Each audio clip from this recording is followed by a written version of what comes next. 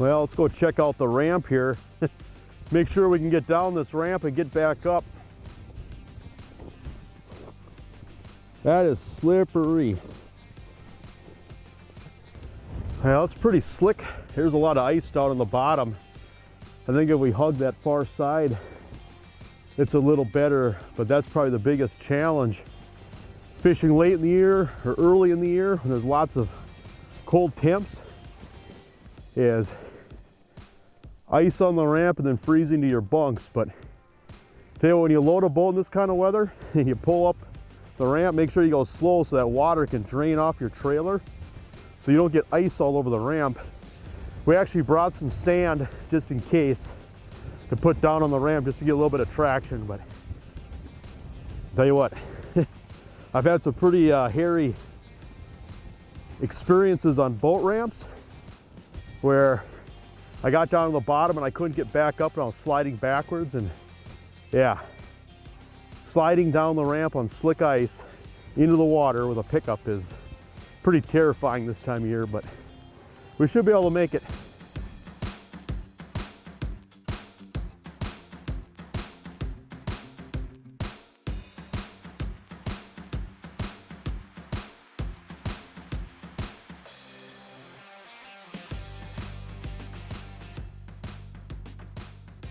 Well, the point looks good on paper, but just see the bottom just so clean. There's just nothing happening here. We're just gonna keep going down to the next point here and see what happens. But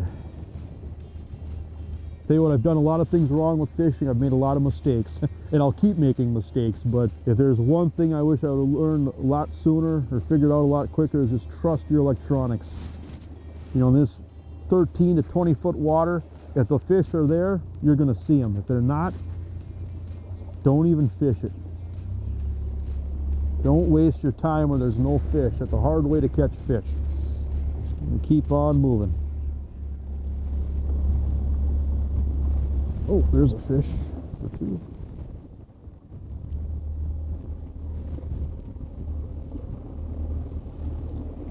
There's another one. That's what I like to look for, is a lot of times with walleyes, they're going to come across the screen one at a time. I don't have it zoomed in right now, and so those fish look small, but see how you get that yellow in the mark? That's what we're looking for. But you know, don't look for too much. You know, you get 1, 2, 3, maybe 5 fish as you come across a spot. But to me, that's good enough. But if they come across, you know, just big bunches of fish, usually they're not walleyes. There's something different. There's another one though, but that's what I'm looking for. Just fish scattered in an area. I think that's about the best you can do right now.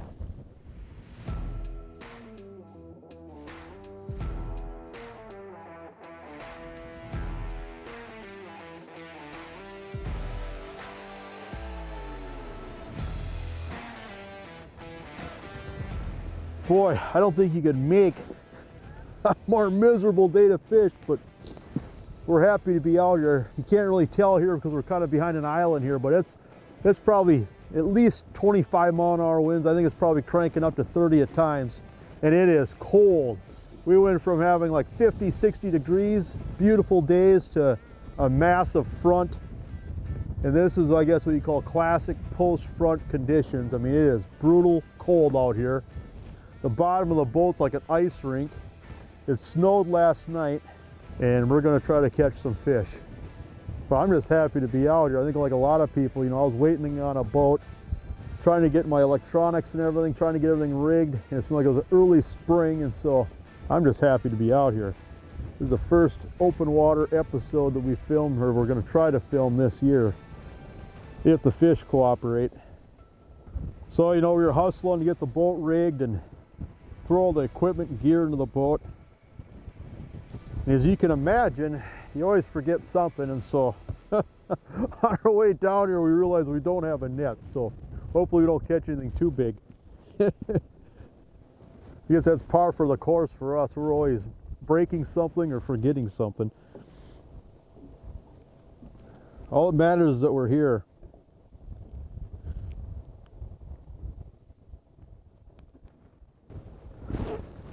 There he is. That's a good fish. We have to Oh, that's a nice walleye. I'm gonna have to take my gloves off here. Oh boy.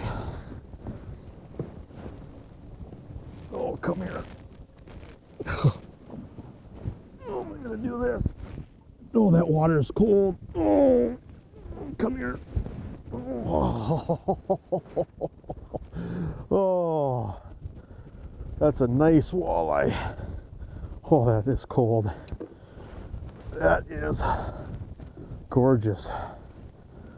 And I think, oh, it might be a spawned out female. The water temperature is only 40 degrees. It was warmer. Typically you get low mid 40s. That's when these fish start to dump their eggs. That fish might be a spawned out female. It's pretty lean. And typically, 40-degree water temperatures, and you get in the low mid 40s.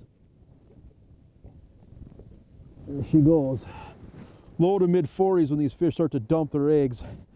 Water was warmer. Now it's back down to 39, 40 degrees. Oh my goodness, is that cold. I gotta get my gloves back on. That was cool. Oh, nice start.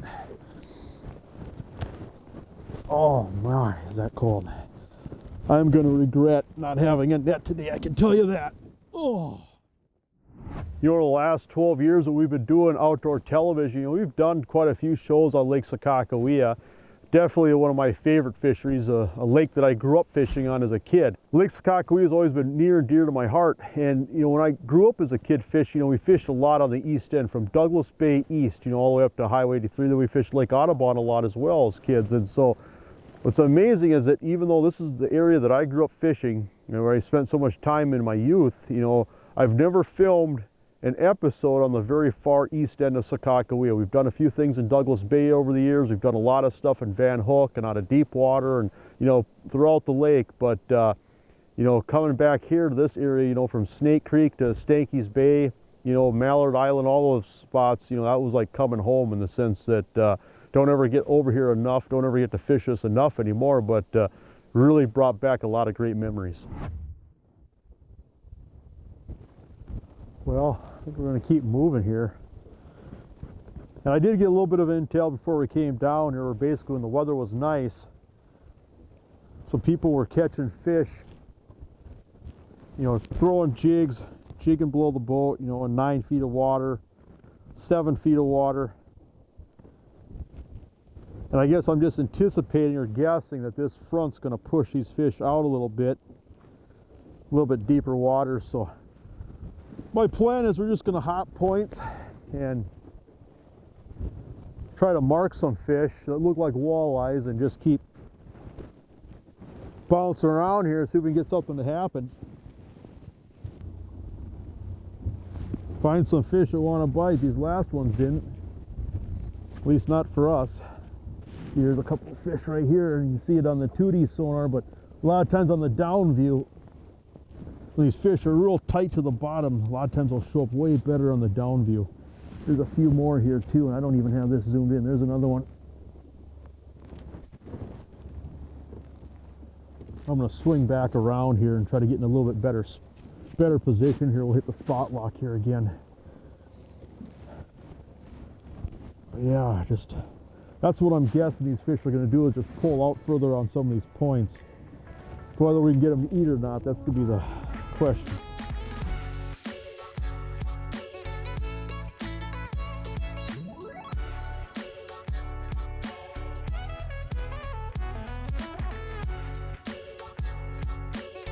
Got fish below the boat here.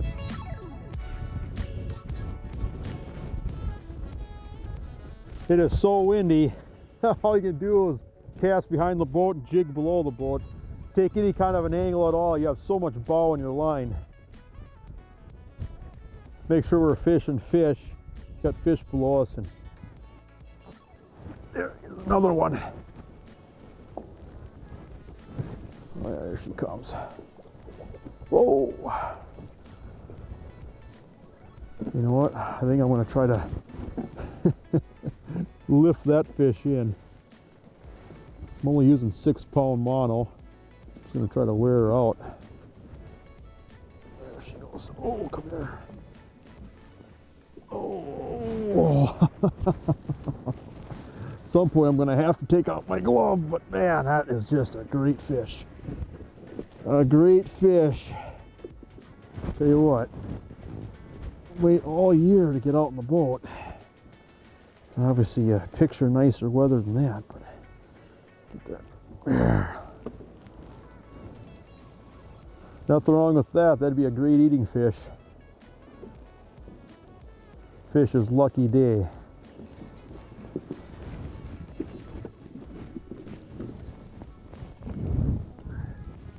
I've got a rod rigged up with Monofilament, and I've got a rod here with 6-pound mono. I'm sticking with the mono. And I tell you what, if I anticipate a tough bite, anticipate this, you know, early in the year when these fish get tough after cold fronts, I like to use mono.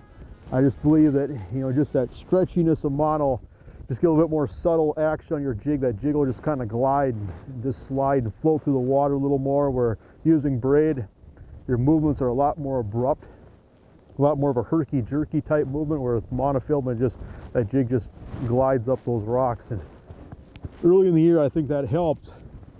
Seen it a lot of times where you can't get bit.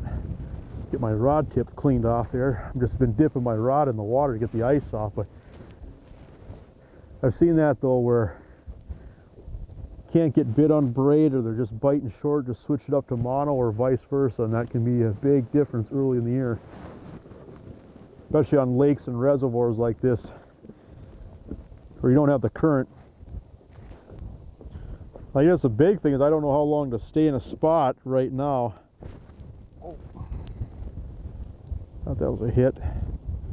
Marking a few fish, but not a lot of fish. And so we've caught a few fish, make a few more casts here, and maybe it's time to just creep down. Another 60 yards or so, there's another point.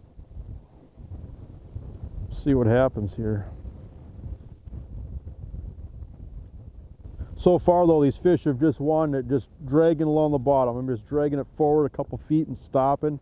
Kind of a slow, methodical way of fishing, but I tried popping it a little bit more aggressively earlier on, and I didn't get bit, so I'm trying to see what these fish want. Tell you what, days like today, you kind of miss a windshield. But you know what? Somewhere on the other side of this lake, it's a lot worse. So.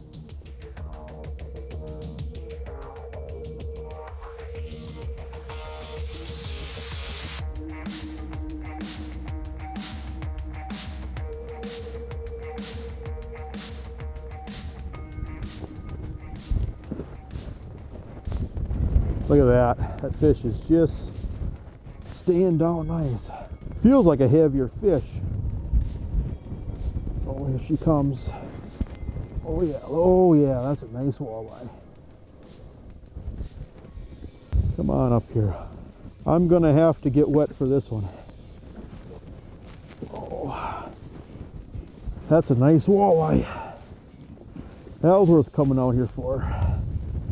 Get her time in here. Oh, got her. Oh, look at that. Fish has got that angry pose. Oh, that is a great fish. So I got my tail. Look at that. Yeah, that fish looks like a spawned out female to me. Kind of see how it's a little bit beat up on the belly. I wouldn't think that these fish would be spawned out, but maybe that water was warmer and this massive cold front and this wind just dropped them water temps. But man, that's a respectable fish.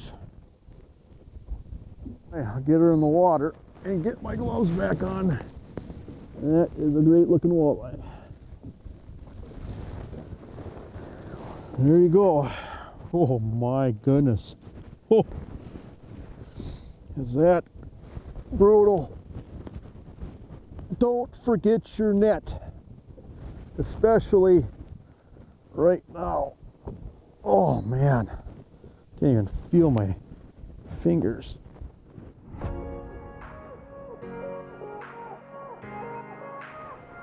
Show you what we're doing here. Basically, I'm just taking this long shank fireball, which, you know, it's basically a shiner jig. You see that long shank just for double hooking a shiner. And the concept with this jig is that this hook comes further out on the back of the minnow. You know, on fish that are just a little bit off. What I'm doing is using it on plastics just because, you know, even a lot of times too, you know, you can use a stinger hook, but what happens is that those stinger hooks will pick up a lot of debris. And so I'm actually just modifying this a little bit. See how this has got a little wire here? I'm just taking that wire, just taking a pliers and just bending it up.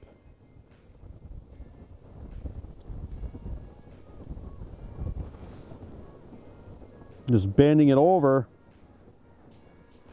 so that way my plastic can slide up on that, and then that way that hook comes further back on that plastic tail. So here is that Salmo Slick Shad. I just thread it on and get it way in the back towards the tail, just so when these fish, you know, they're not eating it. Haven't had a fish yet where this was swallowed. You just see that hook just goes further back on the body on these plastics, that when they grab on the back end of it, they don't have to eat the whole thing to try to get a hook on them. Just a little modification. I don't know if it's necessary all the time, but just figured on these type of conditions, you know, a lot of times these bites haven't been like a distinct thump where it just rattles you. It's just, you're just dragging it and the rod tip loads up, the rod tip just gets heavy and these fish are just there. They're just a subtle bite, you know, from the fish. So just a little modification works really well for soft plastics.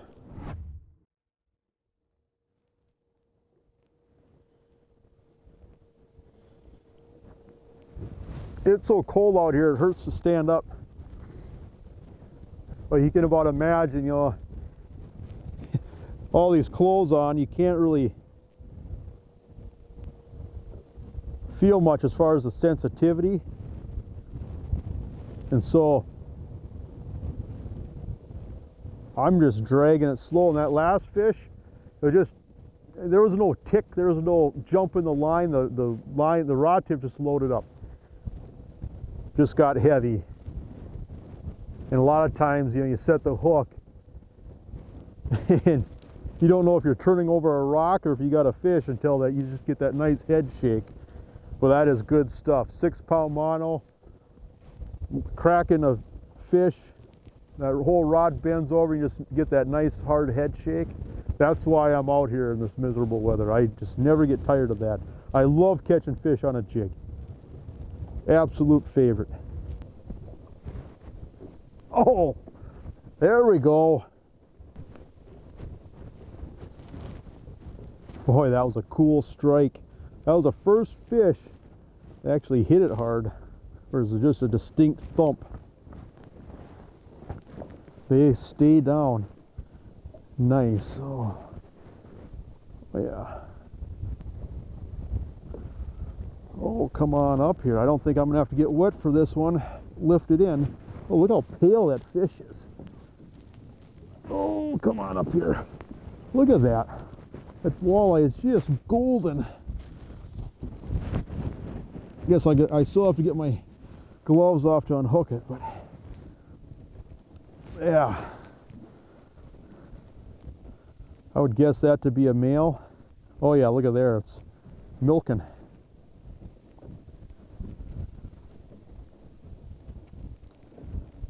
That's just a pretty colored fish. Just a Goldilocks. Whew. Warm up.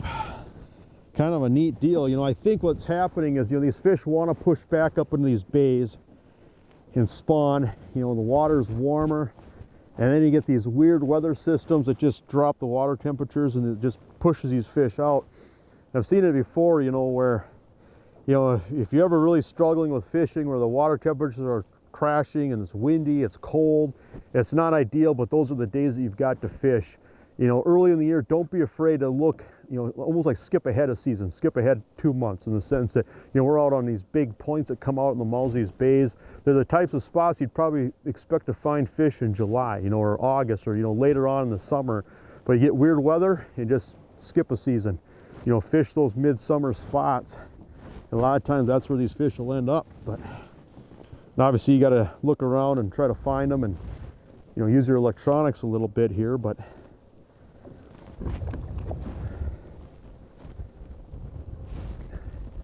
you just have to hunt them down. Every day is different.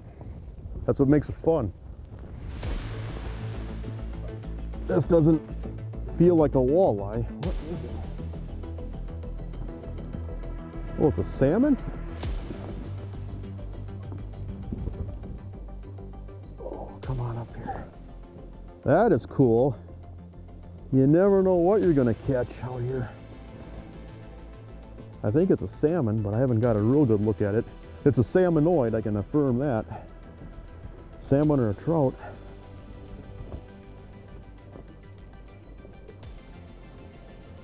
Oh yeah, that's cool. They're just so strong. This is going to probably take who knows how long, a 6-pound test. Goodness. You know what, if I can land that fish, I think I'm going to keep this one. Fresh salmon, that size, on the grill, is kind of a treat for a guy that does a lot of walleye fishing. Come on up here. Usually if you get a hold of the base of the tail, just like that, that kind of immobilizes them. Well, they don't live in a live well. Normally you put them in an ice chest, but I think the floor of the boat is an ice chest. Vinyl floor, I'll just spray it down when I get home. But yeah, probably about a 2-year-old king salmon. That's the cool thing about this. You know, there's been Chinooks out in Sakakawea here for years. Kind of a neat bonus when you're walleye fishing. I've caught quite a few over the years just by accident like this, especially early in the year and late in the year. Oh, I gotta warm up. Salmon slime on hands in this weather is brutal.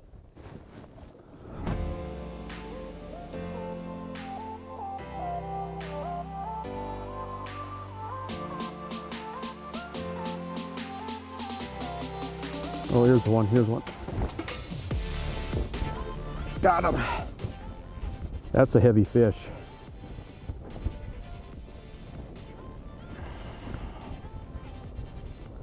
Come up here. Just like dead weight with a few head shakes. It's kind of the telltale sign of a walleye. Nice walleye, actually. If it's a walleye. Oh yeah, look at there, look at there. Oh.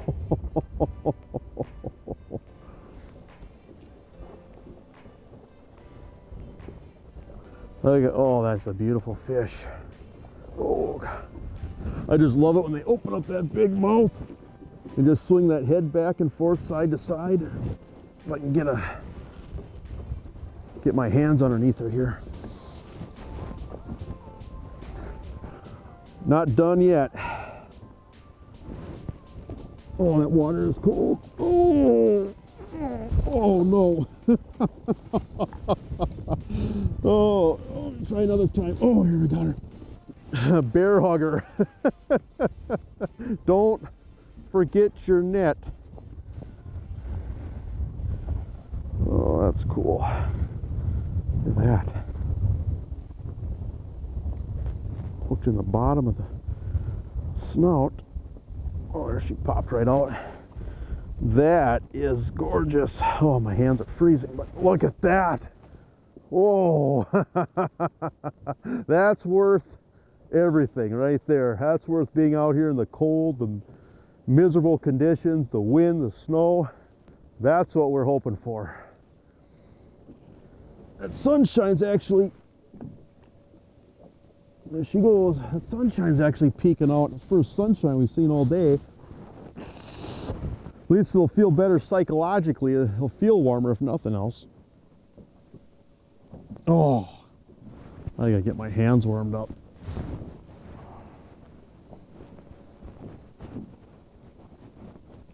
All right, I'll tell you what, that was a walleye. That's cool. Never get tired of catching a fish like that, especially with 6-pound monofilament on a jig. Tell you what, that's as good as it gets in my mind. That's fun.